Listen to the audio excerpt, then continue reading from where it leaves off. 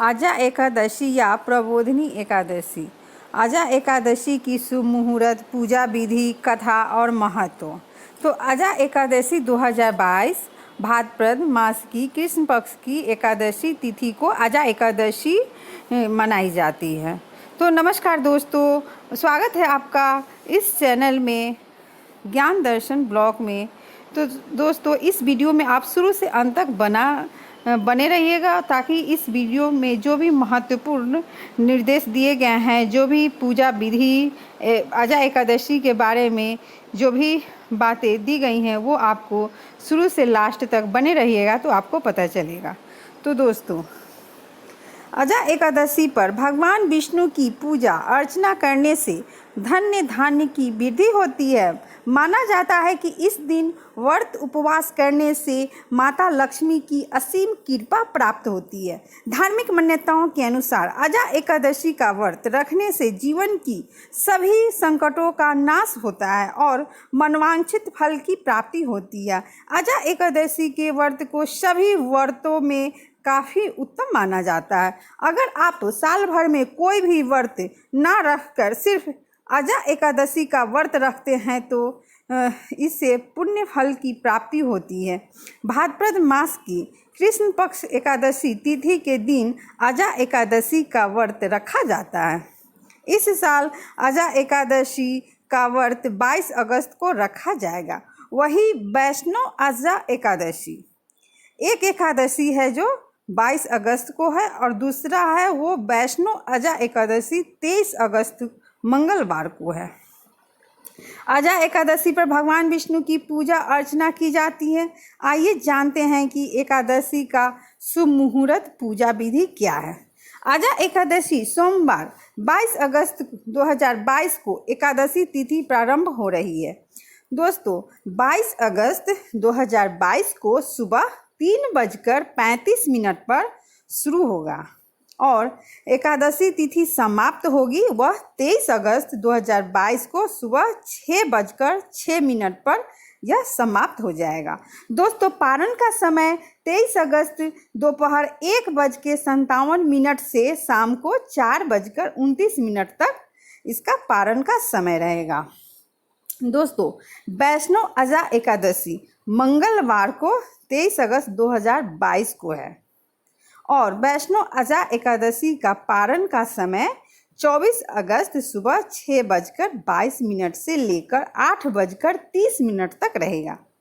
दोस्तों, आजा एकादशी के पूजा विधि।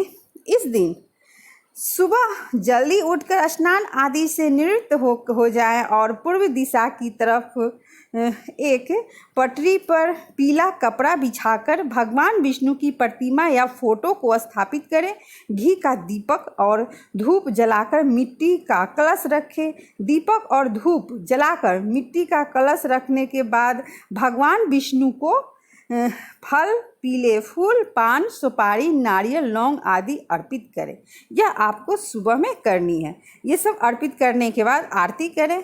फिर पूरे दिन निराहार आपको रहना है और फिर संध्या के समय आप भगवान विष्णु की प्रतिमा के सामने घी का दीपक जलाएंगे। आजा एकादशी का व्रत कथा सुनेंगे। इसके बाद फलाहार करें आप। फिर ये व्रत कथा सुनने के बाद आप फलाहार कर सकते हैं। अगले दिन सुबह ब्राह्मणों को भोजन कराकर तथा किसी ज़रूरतमंद को दान दक्षिणा देकर व्रत खोल सकते हैं। आजा एकादशी का महत्व क्या है वो जानते हैं। धार्मिक मान्यताओं के अनुसार आजा एकादशी व्रत जो भी पूरी श्रद्धा के साथ करते हैं उन्हें पुण्य फल की प्राप्ति होती है। इतना ही नहीं, यहाँ तक कहा जाता है कि इस व्रत को करने से अश्वमेध यज्ञ के समान फल प्राप्ति होती है। इस व्रत को नियम पूर्वक करने वाले के सभी पापों से उनको मुक्ति मिलती है। साथ ही इस व्रत को करने से भगवान विष्णु की साथ ही माता लक्ष्मी का भी खास आशीर्वाद मिलता है। इस दिन ओम नमो भगवते वासुदेवाय मंत्र का जाप भी आप कर सकते हैं। इस दिन वाद विवाद से दूर रहना चाहिए। अब दोस्तों, जानते हैं कि आजा एकादशी का जो कथा है वह कैसे करना चाहिए। तो अजा एकादशी व्रत कथा। दोस्तों, पुराणों में वर्णन आता है कि एक बार सत्यवादी राजा हरिश्चंद्र ने उनके स्वप्न में ऋषि विश्वामित्र को अपना राज्य दान करने का उन्होंने सपना देखा कि अपना पूरा राजपाट ऋषि विश्वामित्र को उन्होंने दान कर दिया है। अगले दिन ऋषि विश्वामित्र दरबार पे पहुँचे तो राजा ने उन्हें अपना सारा राज्य सौंप दिया। ऋषि ने उनसे दक्षिणा की 500 स्वर्ण मुद्रा और मांगी, तो उनके पास कुछ भी नहीं था। उन्होंने तो पहले ही सारा उन्होंने दान कर दिया था, तो दक्षिणा देने के लिए उनके पास कुछ भी नहीं था। तो उन्होंने दक्षिणा चुकाने के लिए राजा को अपनी पत्नी एवं पुत्र तथा स्वयं को भी बेचना पड़ा। राजा हरिश्चंद्र को एक डोम ने खरीदा। जब उन्होंने अपने आप को बेचा तो उन्हें एक डोम ने खरीदा और डोम ने राजा हरिश्चंद्र को शमशान में नियुक्त करके मृतकों के संबंधियों से कर लेकर 100 दाह करने का कार्य सौंप दिया। उनको जब यह कार्य करते हुए कई वर्ष बीत गए तो एक दिन अकस्मात उनकी गौतम ऋषि से भेंट हो गई।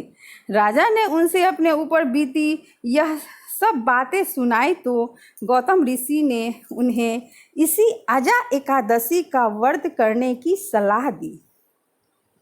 राजा ने यह व्रत करना आरंभ कर दिया। इस बीच उनके पुत्र रोहितास का सर्प के डसने से भी स्वर्गवास हो गया।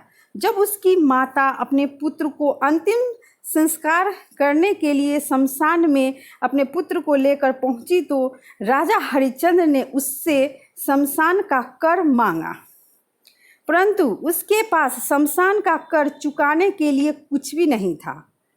राजा हरिश्चंद्र ने अपने पुत्र को जब देखा कि वह मृत हो गया है और पत्नी ने उसे लेकर जब शमशान में पहुंची तो उस राजा हरिश्चंद्र तो सत्यवादी थे, वो कैसे कर नहीं लेते। तो उन्होंने अपने पत्नी से भी अपने पुत्र को दाह संस्कार करने के लिए कर मांगा। तो उनकी पत्नी ने चुंदरी का आधा भाग देकर शमशान का कर चुकाया।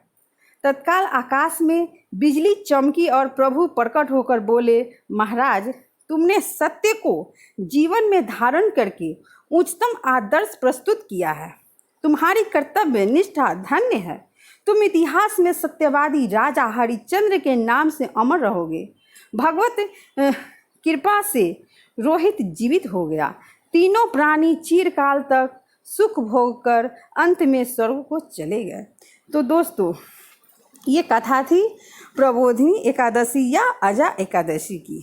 तो दोस्तों, अब वीडियो में इतना ही। अगर ये वीडियो आपको अच्छी लगी है तो वीडियो को लाइक कीजिएगा। चैनल पर नए आए हैं तो चैनल को सब्सक्राइब कीजिएगा। तो दोस्तों, धन्यवाद।